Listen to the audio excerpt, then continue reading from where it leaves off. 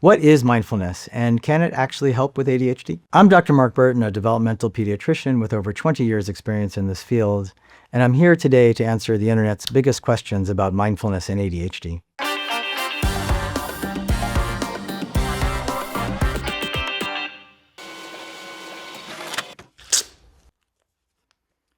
What is mindfulness? Well, there's a one-line sentence definition of mindfulness, but it's barely the point. Mindfulness kind of means objective and compassionate awareness of what's really going on right now. So the real training of mindfulness is one of training ourselves to build the traits that help us relate to life as well as possible, whatever's going on. And that's certainly a big deal right now, I think, with everything going on in the world. Life tends to push us kind of into a lot of reactivity, sense of autopilot, overwhelm, fear, not really intentionally, wisely living the way we know how. So the practice of mindfulness is one over a stretch of time of just building broad traits like patience and self-awareness and compassion. So whatever comes up in life, we're able to muster the skills that we have and manage it as well as we can. Can mindfulness help with ADHD? Mindfulness can help with ADHD in many ways, as long as we look at it realistically. But I think in two very foundational ways that aren't often addressed enough. Mindfulness, because it helps us develop resilience and helps us manage stress, can be completely foundational in sort of setting up all the rest of ADHD care. And that's one way that I think we can really use mindfulness in a very forceful way to support this whole big picture of what needs to be done. But I think the second thing that often isn't discussed enough in ADHD care is that emotional dysregulation and stress and anxiety get in the way of all of the rest of ADHD care, much less just make people feel not so good. So mindfulness is also a practice that helps us develop a sense of self-regulation, a sense of emotional awareness, and in general helps us manage those sorts of challenges in life in ways that hopefully not just make people feel better, but help them accomplish all the things they want to do when it goes into managing ADHD as a whole. Is mindfulness bullshit? The way mindfulness is being sold and packaged nowadays often can totally feel like bullshit, but there's a real serious reality to it that can be very helpful for most people. The fundamental concept to take into all understanding of mindfulness is the idea of asking yourself, is this true? Just looking at this practice and deciding, do I want to keep living, caught up in reactivity, autopilot, not paying attention to things, self-criticism, or would there be some value of just almost like a gym program, developing traits like self-awareness and patience and self-compassion and compassion for others, and using that as a tool set, not as a fix, to help with things like difficulty sleeping or difficulty with communication. And that may sound like a lot, but it's really not meant to be a quick fix. So mindfulness isn't bullshit at all, but it is a very effortful but very useful way of developing the traits that help us relate to life as well as we're capable. Can mindfulness help with anxiety and emotional regulation? I would say that not only can mindfulness help with anxiety and emotional regulation, but this is really one of the most important reasons to consider mindfulness practice. Being overly stressed, being anxious, feeling emotionally dysregulated is fundamentally part of ADHD care. And then once we're in that cycle of feeling overwhelmed that way, all the rest of ADHD care is so much harder to access. Also, we're just not feeling as good as we might. So for many people, beginning with the concept of how do I feel better, more resilient, how do I manage my emotions, how do I manage my stress and anxiety, really sets up everything for success. And mindfulness has very directly been shown beneficial for stress, anxiety, and emotional regulation. I think quite often it's a very unique tool for developing these abilities to be aware of our emotions and manage them in ways that are almost a direct training. So I would say not only can mindfulness be useful for anxiety and emotional dysregulation in ADHD care, but it really addresses one aspect of living with ADHD that otherwise often goes unaddressed.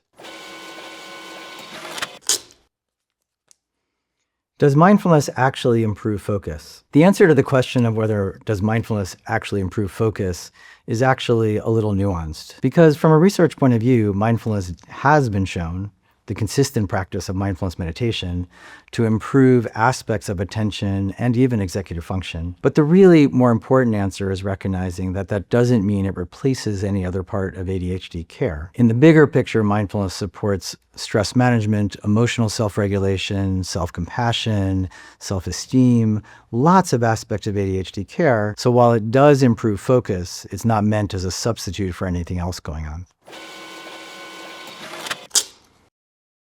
What are ADHD-friendly mindfulness techniques? all of our minds are busy a lot of the time. And if we're practicing with a sense of restlessness or boredom or just the frustration of just sitting there, that's actually a useful practice in and of itself. So one answer is that anyone can practice mindfulness meditation, because learning to sit with discomfort, learning to create a sense of patience when things feel uneasy is actually useful in and of itself. But it's also true that some techniques are harder to access when people have ADHD. So simple things like movement techniques, like walking meditation or yoga, can act as mindfulness meditation, or basically are mindfulness meditation. There also are some techniques that involve counting or using simple phrases. And all of these things can make the process of meditation a little more accessible with ADHD. But the bottom line is that if you understand what mindfulness meditation really is calling for, it's something that anyone can do.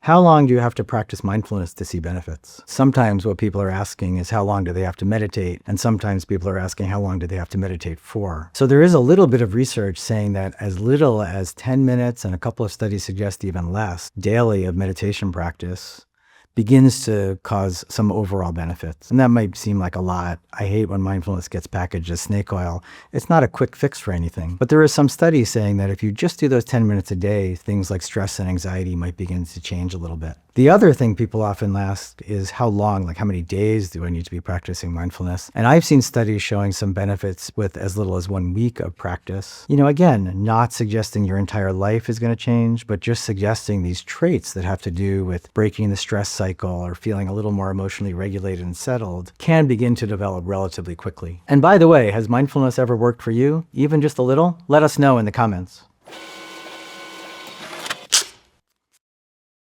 What's the easiest way to start a mindfulness practice? So the easiest way to start a mindfulness practice, I think, is to find something that seems reasonable for you. This has to do a little bit with the science of habit formation. Find a first step that seems somewhat possible, and then really look at how are you going to support this new habit in forming, which could be finding a realistic time of day for you and your schedule. There's a concept called habit pairing that can be really helpful. So pick a reasonable length of time for practice, tie it to something you're already doing. It can be very useful to partner with someone else who might support this change. And then really the most important thing to recognize is that new habits form slowly, so be patient with yourself. But the bottom line is that I've heard it said that just a small amount of practice daily is way better than aiming for like one long practice once a week. Just find something realistic, get the ball rolling, and then let it grow from there. Can mindfulness replace ADHD medication? The short answer is there's no evidence that mindfulness and meditation can replace ADHD medication in ADHD care. I do think there's a little bit of a question of what I would call like a dose effect, which is the amount of time most people can meditate daily certainly has not been shown to fundamentally change ADHD care in that way. Is it possible for someone to do huge volumes of meditation that might impact things more? I think that would be an interesting study, but most of us can't go off and do 3-year retreats. So while mindfulness and self-compassion can be an amazing support for ADHD care, they're not really meant to replace ADHD medication in ADHD care. Are meditation and mindfulness the same thing? Meditation and mindfulness are definitely not the same thing. The concept of mindfulness is a much broader one. It's almost as if what we're doing with meditation or with mindfulness meditation is a regular practice, not because while we're meditating anything special is supposed to happen, but because we're building traits to the point that they just become familiar and natural in everyday life. So the intention of practicing mindfulness in general is aiming in day-to-day life to bring a sense of objective and compassionate awareness to whatever is actually going on. And meditation is a way of practicing day-to-day traits that are going to become more natural and become more easy to access while we're handling all of whatever happens to us every day. How can I practice mindfulness when my mind is never quiet? This is actually one of the most common questions about meditation and mindfulness in general. And really, one of the most important things to do if you're going to even try mindfulness-based meditation is to just let go of your preconceptions. So the mind is going to stay busy no matter what. And no one's mind is quiet all the time. Mind you, if you meditate for a while, you might find that your mind is quiet more often. So one of the most important things to recognize is we're not trying to eliminate thoughts at all. We're just trying to practice less distraction or practice more awareness. So the ability to just sit for 5 or 10 minutes or whatever you choose and work with your emotions or work with your thoughts or stay aware of them without a lot of reactivity, that's the practice in and of itself. And it's totally okay if your mind stays busy. That's just normal for all of us.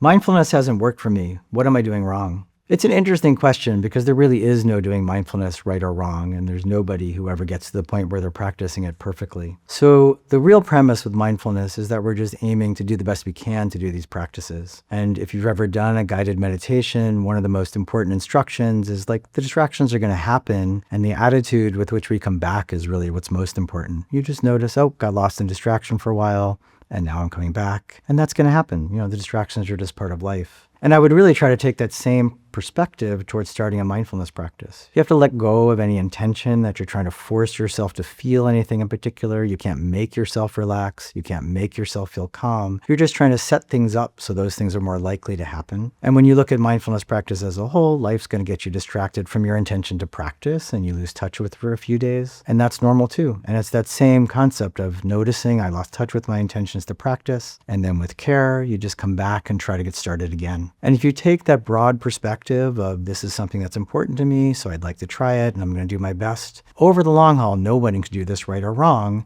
It's just a intention, a habit you're trying to form of living a certain way. Have a question that we didn't cover? Try asking the Understood Assistant, a free chat tool on understood.org. It'll give you those quick answers you're looking for and customized tips based on expert vetted resources. Thanks for watching, and make sure to subscribe to our channel for more content like this.